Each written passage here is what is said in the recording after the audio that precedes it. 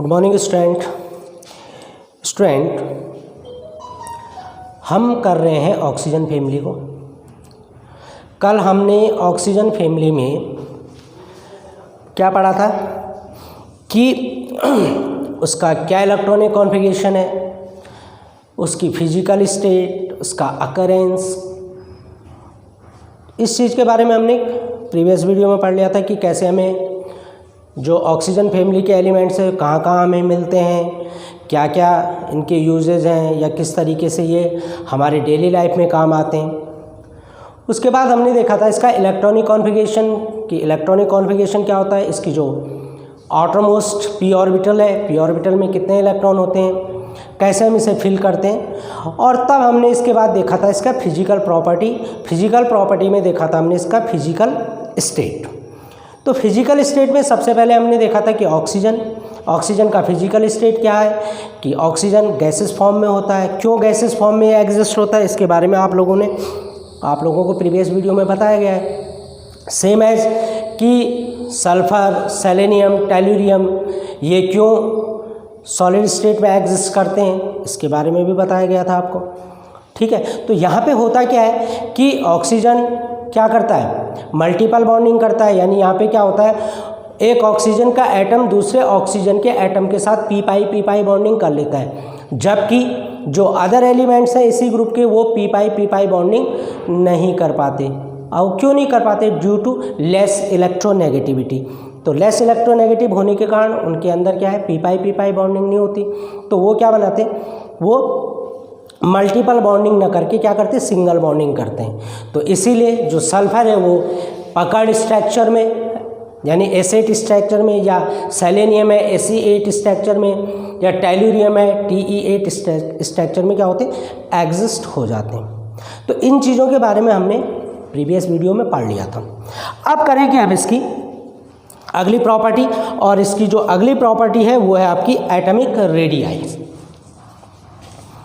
तो पहले लेंगे हम एटॉमिक रेडियाई।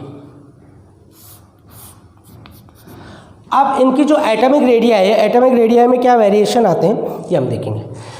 जनरली हम लोगों को पता है कि जैसे जैसे हम किसी पीरियड में लेफ्ट टू राइट चलते हैं, तो पीरियड में लेफ्ट टू राइट चलने पे जो एटॉमिक रेडियाई है या रेडियस है वो क्या होती है, डिक्रीज होती है। अगर हम सपोज ऑक्सीजन वाले ग्रुप में चले तो ऑक्सीजन क्या है, ऑक्सीजन वाले अगर हम पीरियड में चले तो कौन से पीरियड में आता है ऑक्सीजन, सेकंड पीरियड में आता है। सेकंड पीरियड आपका स्टार्ट कहाँ से होता है, lithium, beryllium, boron, carbon, nitrogen, oxygen, then fluorine and last is neon. अब देखो पीरियड में हम लेफ्ट टू राइट चल रहे हैं या हम पीरियड में चल रहे हैं, ठीक है। जब हम पीरियड में लेफ्ट टू राइट चलते हैं तो पीरियड में लेफ्ट टू राइट चलने पे क्या होता है, जैसे जैसे एटॉमिक मास इंक्रीज होता है, एटॉमिक नंबर इंक्रीज होता है, वैसे वैसे इसका मतलब क्या है कि अगर किसी एटम में नंबर ऑफ इलेक्ट्रॉन इंक्रीज हो रहे हैं तो उसके न्यूक्लियस में नंबर ऑफ प्रोटॉन भी इंक्रीज होंगे। यानी कि लिथियम का एटॉमिक नंबर अगर 3 है तो इसमें क्या है, 3 अगर इसमें इलेक्ट्रॉन है, अगर हम इसका स्ट्रक्चर देखें तो क्या आ जाएगा, 2 1। अगर हम इसका इलेक्ट्रॉनिक कॉन्फ़िगरेशन देखेंगे तो 2 and 1, यानी टोटल नंबर ऑफ इलेक्ट्रॉन कितने हो गए इसमें, 3। अब जितने इलेक्ट्रॉन है उतने क्या होते हैं, प्रोटॉन भी होते हैं, क्योंकि जो एटम होता है वो इलेक्ट्रिकली न्यूट्रल होता है। अब जब इलेक्ट्रिकली न्यूट्रल है तो यहाँ पे नंबर ऑफ प्रोटॉन और नंबर ऑफ इलेक्ट्रॉन क्या होंगे, इक्वल होंगे। अब हम आगे बढ़ते हैं, यहाँ पे क्या हो रहा है, एक और बढ़ रहा है, that is 2 2, then 2 3, 2 4, 2 5, 2 6, 2 7 and then last 2 8। अब देखो यहाँ से क्या हुआ, जैसे जैसे एटम में नंबर ऑफ इलेक्ट्रॉन इंक्रीज हुए, देखो इंक्रीज होते जाते हैं। ये कौन सी सेल है आपकी, सेकंड सेल है, यानी एल सेल है। एल सेल की मैक्सिमम कैपेसिटी क्या होती है, 8 इलेक्ट्रॉन की। अब ये देखो लिथियम में 1, बेरिलियम में 2, then 3, then 4, nitrogen 5, oxygen 6, fluorine 7 and neon 8। हो गया कंप्लीट 8 इलेक्ट्रॉन।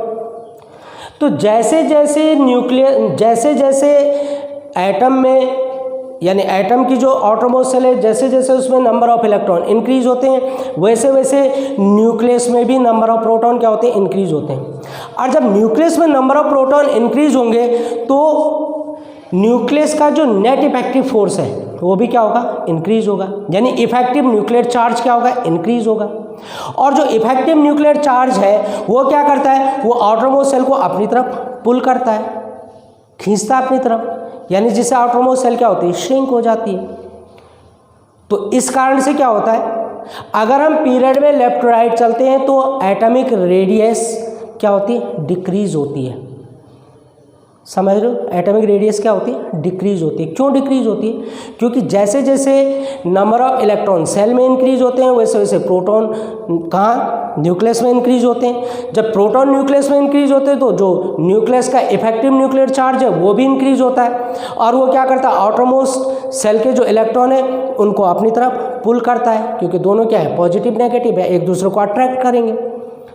तो इस कारण क्या होता है कि ज़्यादा अट्रैक्शन फोर्स के कारण शेल क्या हो जाती है, थोड़ा सा श्रिंक हो जाती है। तो पीरियड में अगर हम लेफ्ट टू राइट चलते हैं तो एटॉमिक रेडियस या एटॉमिक रेडिया क्या होती है, डिक्रीज होती है। और अगर हम टॉप टू बॉटम चलें, अगर हम ऑक्सीजन फैमिली में टॉप टू बॉटम चलें, यानी कि अगर हम चलें कहाँ से, oxygen, sulphur, selenium, tellurium and उसके बाद क्या आ गया आपका, पोलोनियम। तो सेलेनियम एंड पोलोनियम। तो अगर हम ये देखें कि 1 2 3 4 5 ऑक्सीजन, सल्फर, एक छूट रहा, ऑक्सीजन, सल्फर, सेलेनियम, टेल्यूरियम, 1 2 3 4 5 5 ही होते हैं, oxygen, sulphur, selenium, tellurium and polonium, correct. तो अब देखो, जैसे जैसे हम टॉप टू बॉटम चल रहे हैं, यहाँ पे कौन सी सेल आ रही है आपकी, के एंड एल, सेकंड पीरियड है, ये थर्ड पीरियड है, K L M, K L M N, K L M N O, K L M N O P. अब देखो नंबर ऑफ सेल इंक्रीज हो रही है। ऑक्सीजन में क्या है, केवल 2 सेल है, सल्फर में 3 हो गई, सेलेनियम में 4, टेल्यूरियम में 5, पोलोनियम में 6 हो गई। अब यहाँ पे क्या है कि जैसे जैसे हम टॉप टू बॉटम चलते हैं, टॉप टू बॉटम चलने पे क्या होता है, टॉप टू बॉटम चलने पे ये होता है कि एटॉमिक रेडियस इंक्रीज होती है। अब अगर हम ऑक्सीजन से कंपेयर करें, ये देखो, ये ऑक्सीजन का न्यूक्लियस हो गया, इस पर 2 सेल है, यानी ये आपकी एटॉमिक रेडियस हो गई। अगर हम सल्फर देखेंगे तो 1 सेल और आ जाएगी, ये देखो सल्फर की रेडियस हो गई। एक और बढ़ा दें हम, सेलेनियम की रेडियस आ जाएगी, ये देखो और बड़ी हो गई। इसके बाद एक और बढ़ा दें तो ये देखो पोलोनियम आ जाएगा, सॉरी टेल्यूरियम आ जाएगा। और अगर हम एक और बढ़ा दें तो क्या हो जाएगा, पोलोनियम। ये देखो रेडियस इंक्रीज हो रही, ये क्या है आपकी एटॉमिक रेडियस, एटॉमिक रेडियस। तो जैसे जैसे नंबर ऑफ सेल इंक्रीज हो रहे हो वैसे वैसे क्या हो रहा है, एटॉमिक रेडियस इंक्रीज हो रहा है, यानी न्यूक्लियस से आउटरमोस्ट सेल की जो डिस्टेंस है वो इंक्रीज हो रही है। तो इंक्रीज हो रही है तो लेंथ क्या हो रही है, इंक्रीज हो रही है। एटॉमिक रेडियस इसका मतलब क्या है, जब हम टॉप टू बॉटम ग्रुप में चलते तो इंक्रीज होती है। तो इंक्रीज होगी तो जो न्यूक्लियस का इफेक्टिव न्यूक्लियर चार्ज है वो क्या होगा, कम हो जाएगा। तो इसको तो खैर हम अगले टॉपिक में पढ़ेंगे, क्योंकि इससे क्या फ़र्क पड़ता है वो नेक्स्ट इसके बाद जो आएगा उसमें हम पढ़ेंगे। फिलहाल हम यहाँ पे एटॉमिक रेडियस देख रहे हैं। तो atomic radius top to bottom अगर हम किसी ग्रुप में चलते हैं इंक्रीज होती है, और अगर हम पीरियड में लेफ्ट टू राइट चलते हैं तो डिक्रीज होता है। क्यों डिक्रीज होती है, क्योंकि इफेक्टिव न्यूक्लियर चार्ज बढ़ता है। इफेक्टिव न्यूक्लियर चार्ज बढ़ता है तो वो क्या करता है, जो शेल है उसको अपनी तरफ खींच लेता है, जिससे सेल श्रिंक हो जाती है। और ग्रुप में क्या होता है, ग्रुप में जैसे जैसे हम टॉप टू बॉटम चलते हैं वैसे वैसे नंबर ऑफ सेल क्या होती है, इंक्रीज होती जाती है। तो नंबर ऑफ सेल जब इंक्रीज होगी तो उनकी न्यूक्लियस से डिस्टेंस भी इंक्रीज होगी, इसलिए एटॉमिक रेडियस क्या हो जाएगी, इंक्रीज हो जाएगी। Clear, okay. अब हम दूसरा करेंगे, दूसरे पॉइंट पे आते हैं हम। और इसका जो सेकंड पॉइंट आता है एटॉमिक रेडियस के बाद, ये लेंगे हम आयनाइजेशन इंथैल्पी। क्या लेंगे? Ionisation enthalpy. ये बड़ा इंपॉर्टेंट पॉइंट है, आयनाइजेशन इंथैल्पी।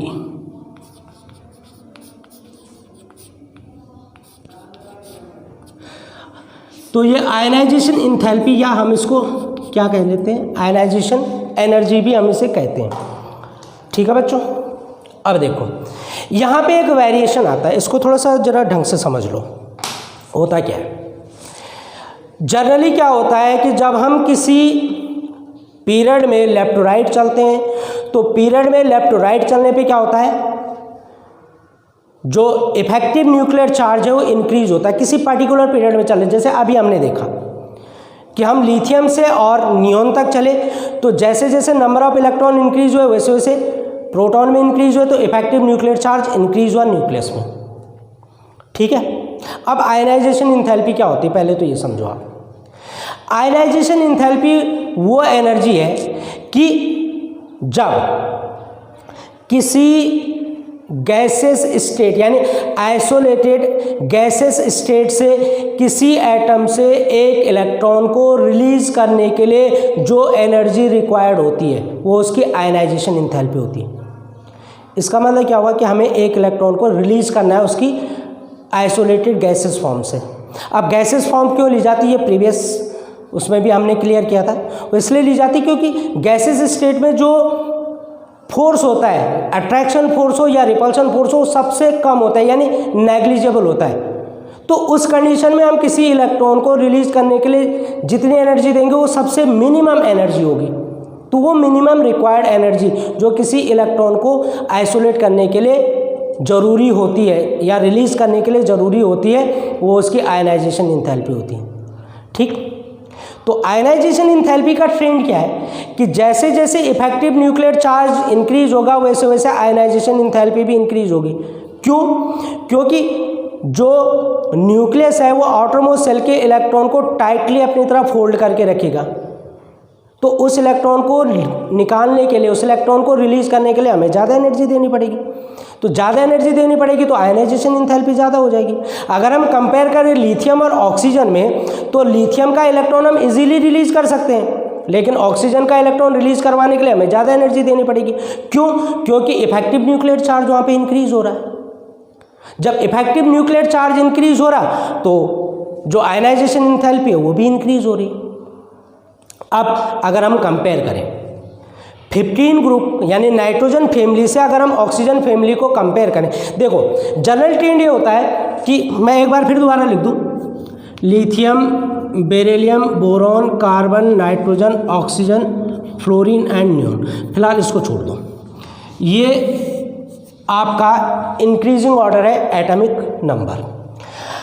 अब जैसे जैसे लिथियम से फ्लोरीन तक नंबर ऑफ इलेक्ट्रॉन इंक्रीज हो रहे हैं वैसे वैसे प्रोटॉन में इंक्रीज हो रहे हैं। यानी कि लिथियम से फ्लोरीन तक जब हम चलेंगे तो इफेक्टिव न्यूक्लियर चार्ज इंक्रीज होगा, और जब इफेक्टिव न्यूक्लियर चार्ज इंक्रीज होगा तो आयनाइजेशन इंथैल्पी भी क्या हो जाएगी, आयनाइजेशन इंथैल्पी भी क्या हो जाएगी, इंक्रीज हो जाएगी।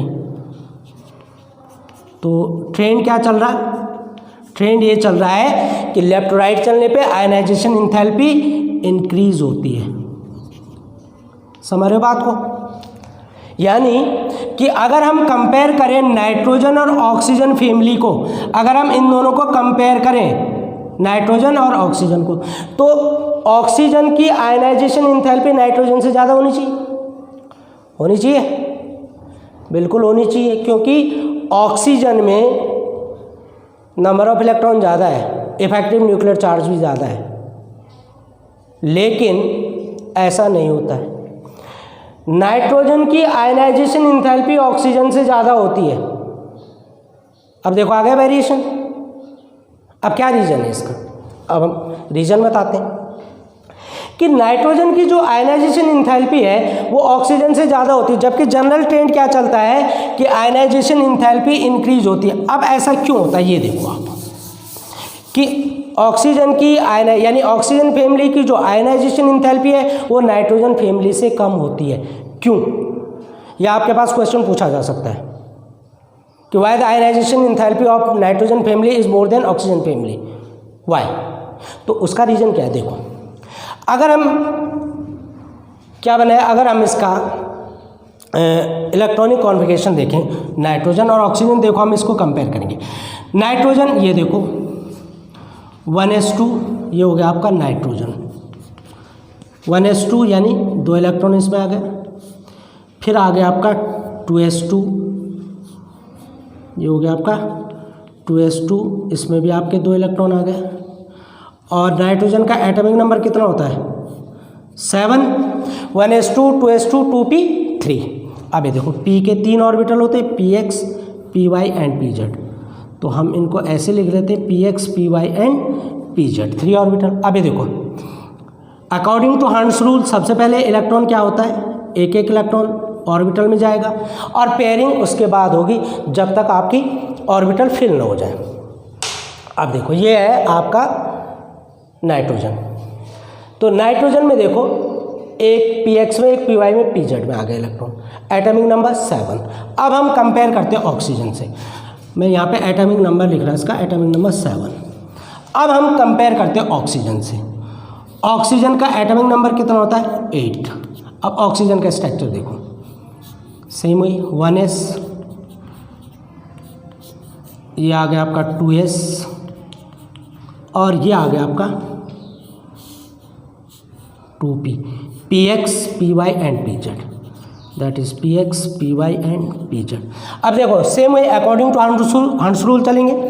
यहाँ पे जो ऑक्सीजन का इलेक्ट्रॉनिक स्ट्रक्चर होगा वो क्या होगा? 1s2, 2s2, 2p4। नाइट्रोजन का क्या होगा? 1s2, 2s2, 2p3। ये हमने अकॉर्डिंग टू हर्ट्ज रूल इसे फिल कर दिया। यहाँ पे भी हमने वही किया अकॉर्डिंग टू। अब इसको हम फिल करेंगे। देखो, सबसे पहले अकॉर्डिंग टू हर्ट्ज रूल एक एक इलेक्ट्रॉन px, py और pz में जाएगा। यहाँ 4 इलेक्ट्रॉन है। अब पेयरिंग होगी तो पेयरिंग किसके साथ होगी? ये देखो, px के साथ होगी। समझ रहे बात को? अब नाइट्रोजन और ऑक्सीजन के एटॉमिक स्ट्रक्चर में या इसके इलेक्ट्रॉनिक कॉन्फ़िगरेशन में देखो, नाइट्रोजन का जो इलेक्ट्रॉनिक कॉन्फ़िगरेशन है वो क्या है? ज़्यादा स्टेबल, ठीक है। यानी कि नाइट्रोजन का जो इलेक्ट्रॉनिक कॉन्फ़िगरेशन है ये ज़्यादा सिमेट्रिकल है। ये सिमेट्रिकल है। ये देखो, px, py, pz, इनमें एक एक इलेक्ट्रॉन है। ये क्या है? स्टेबल कॉन्फ़िगरेशन में आ जाता है। कि ये कहा जाता है कि जो हाफ या फुलफिल्ड ऑर्बिटल होती है they are more stable than other, कि हाफ और फुलफिल्ड ऑर्बिटल ज़्यादा स्टेबल होती हैं। तो यहाँ पे जो p की ऑर्बिटल है ये हाफ फिल्ड हो रही है, तो हाफ फिल्ड ऑर्बिटल की स्टेबिलिटी ज़्यादा होती है। या तो हाफ फील्ड हो या फुल फील्ड हो। अगर हाफ और फुल फील्ड ऑर्बिटल है, अगर px, py, pz में एक एक इलेक्ट्रॉन और आ जाए तो ये फुल फील्ड हो जाए, तो इसकी जो स्टेबिलिटी होती है वो ज़्यादा होती है। क्यों? क्योंकि जो स्ट्रक्चर आता है सिमेट्रिकल आ जाता है। तो ये स्ट्रक्चर क्या है? सिमेट्रिकल है, और ये स्ट्रक्चर क्या है? अनसिमेट्रिकल है। तो सिमेट्रिकल स्ट्रक्चर के कारण जो p ऑर्बिटल है ये क्या है? हाफ फील्ड है। तो हाफ फील्ड ऑर्बिटल की जो स्टेबिलिटी होती है वो ज़्यादा होती है, इसलिए नाइट्रोजन की आयनाइजेशन एंथैल्पी ऑक्सीजन से ज़्यादा होती है। अब देखो, यहाँ पे अगर हम देखें, अगर हम इलेक्ट्रॉन रिलीज करने की बात करें, तो इस इलेक्ट्रॉन को हम रिलीज करें, यहाँ से कौन सा इलेक्ट्रॉन रिलीज होगा? ये देखो, क्यों रिलीज हो गया ये इलेक्ट्रॉन? क्योंकि यहाँ पे इन दोनों के बीच में रिपल्शन फोर्स भी लग रहा है, ये एक दूसरे को रिपेल भी कर रहे हैं। तो इस इलेक्ट्रॉन को हम इजीली रिमूव कर सकते हैं। तो इस इलेक्ट्रॉन को रिमूव करने के लिए हमें ज़्यादा एनर्जी नहीं देनी पड़ेगी, लेकिन नाइट्रोजन के इलेक्ट्रॉन को रिमूव करने के लिए हमें ज़्यादा एनर्जी देनी पड़ेगी। समझ रहे बात को? तो यहाँ पे इलेक्ट्रॉन की पेयरिंग हो रखी है, तो पेयर्ड वाला जो इलेक्ट्रॉन होता है उसको रिलीज करने के लिए हमें ज़्यादा एनर्जी नहीं देनी पड़ेगी ड्यू टू रिपल्शन फोर्स, है ना। और यहाँ पे क्या सिमेट्रिकल स्ट्रक्चर है, तो इस इलेक्ट्रॉन को निकालने के लिए हमें ज़्यादा एनर्जी देनी पड़ेगी। तो इसलिए नाइट्रोजन की आयनाइजेशन एंथैल्पी ऑक्सीजन की आयनाइजेशन एंथैल्पी से ज़्यादा हो जाती है। अब चलो इसी में आते हैं। अब हमने एक इलेक्ट्रॉन रिलीज कर दिया, ठीक है, ये हो गई आपकी फर्स्ट आयनाइजेशन एंथैल्पी। क्या कहते हैं इसे? First ionization enthalpy of nitrogen. First ionization enthalpy of nitrogen is more than oxygen. तो जो फर्स्ट आयनाइजेशन एंथैल्पी होती है नाइट्रोजन की, वो ऑक्सीजन से क्या होती है? ज़्यादा होती है। और अगर हम कंपेयर करें तो नाइट्रोजन की जो आयनाइजेशन एंथैल्पी होती है, first ionization enthalpy of nitrogen, ये देखो, first ionization enthalpy of nitrogen ये होती है आपकी 1403 किलोजूल, 1403 किलोजूल पर मोल। और फर्स्ट आयनाइजेशन एंथैल्पी अगर हम देखें, ionization ionization enthalpy of oxygen, अगर हम ऑक्सीजन की देखें तो ये होती है 1312 किलोजूल पर मोल। अब देख लो आप, किसकी ज़्यादा है? नाइट्रोजन की। तो क्यों होती है? किस कारण होती है? ये इस सिमेट्रिकल स्ट्रक्चर के कारण होती है। सिमेट्रिकल स्ट्रक्चर यानी क्या है? ये हाफ फील्ड ऑर्बिटल है। तो हाफ फील्ड ऑर्बिटल क्या होता है? ज़्यादा स्टेबल होता है बजाय दूसरे के, जो कि अनपेयर्ड तो है लेकिन कंप्लीटली पेयर्ड नहीं है। तो ये है, माना जाता है कि जो हाफ और फुलफिल्ड ऑर्बिटल होते हैं they are more stable than other. तो इसलिए यहाँ पे नाइट्रोजन की आयनाइजेशन एंथैल्पी ज़्यादा होती है। अब ये देखो, फर्स्ट आयनाइजेशन एंथैल्पी है।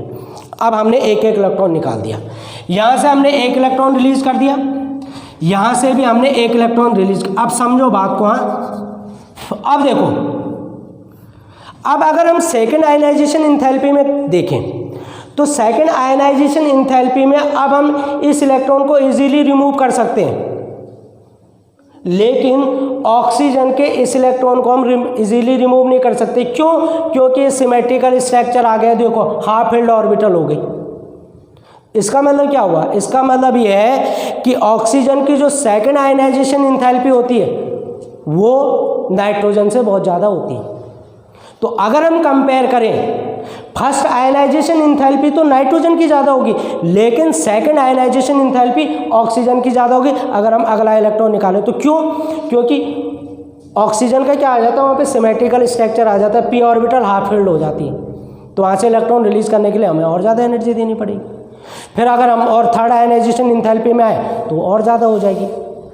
तो फर्स्ट आयनाइजेशन एंथैल्पी जो नाइट्रोजन की होती है वो ज़्यादा होती है, लेकिन सेकंड आयनाइजेशन एंथैल्पी किसकी ज़्यादा होती है?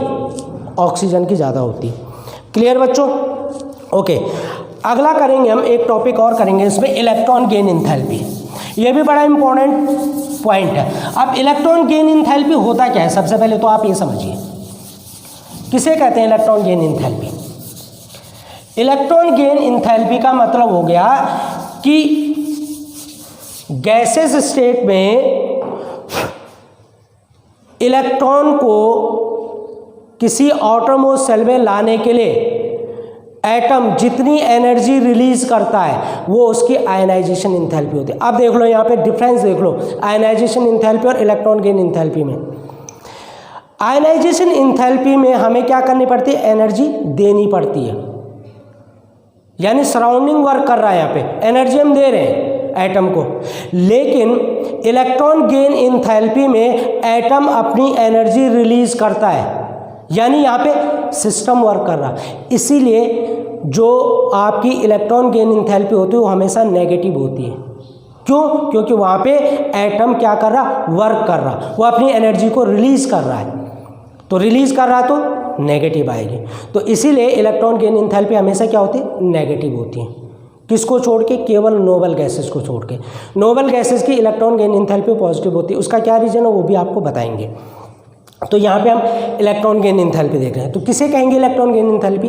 कि गैसेस स्टेट में किसी एटम में किसी एक इलेक्ट्रॉन को एंटर कराने के लिए जितनी एनर्जी वो एटम रिलीज करता है वो उसकी आयनाइजेशन एंथैल्पी होती है। वो उसकी क्या होती है? इलेक्ट्रॉन गेन एंथैल्पी होती है। तो इलेक्ट्रॉन गेन एंथैल्पी अगर हम कंपेयर करें तो इलेक्ट्रॉन गेन इंथैल्पी का भी जो ट्रेंड है वो सेम है कि अगर हम लेफ्ट टू राइट चलें तो इलेक्ट्रॉन गेन इंथैल्पी भी क्या होती है, इंक्रीज होती है। जैसे जैसे न्यूक्लियस का नेट इफेक्टिव चार्ज इंक्रीज होता है वैसे वैसे इलेक्ट्रॉन गेन इंथैल्पी भी इंक्रीज होती है। ठीक है, दूसरा क्या है, हम यहाँ पे ग्रुप में देख रहे हैं। अगर हम ग्रुप में ऑक्सीजन से लेके oxygen, sulphur, selenium, tellurium and polonium तक चलें, यानी टॉप टू बॉटम चल रहे हैं, तो आयनाइजेशन इंथैल्पी क्या होगी, डिक्रीज होगी। इलेक्ट्रॉन गेन इंथैल्पी क्या होगी, इलेक्ट्रॉन गेन इंथैल्पी ये क्या हो जाएगी, डिक्रीज हो जाएगी। क्यों डिक्रीज होगी, टॉप टू बॉटम चलने पे, क्योंकि जैसे जैसे साइज इंक्रीज होता है न्यूक्लियस से डिस्टेंस इंक्रीज होती है, न्यूक्लियस से डिस्टेंस इंक्रीज होगी तो जो इफेक्टिव न्यूक्लियर चार्ज है वो क्या होगा, आउटरमोस्ट शेल पे कम होता जाएगा। ठीक है, effective nuclear charge outermost shell पे कम होता जाएगा। फिर वहाँ पे एक चीज़ और आ जाएगी, शील्डिंग इफेक्ट आ जाएगा। ठीक है, शील्डिंग इफेक्ट क्या होता है कि जो सेल्स होती हैं वो शील्ड का काम करती हैं। तो यहाँ पे क्या है कि जो आउटरमोस्ट सेल की डिस्टेंस वो इंक्रीज हो रही है, तो उस इलेक्ट्रॉन, अब अगर हम ऑक्सीजन और टेलुरियम में, पोलोनियम तो रेडियो एक्टिव है, टेलुरियम में अगर कंपेयर करें तो ऑक्सीजन के इलेक्ट्रॉन को निकालना, ऑक्सीजन में इलेक्ट्रॉन एंटर कराना टफ होगा बजाय टेलुरियम के। और एक चीज़ और बताता हूँ मैं आपको, यहाँ पे भी एक वेरिएशन आता है।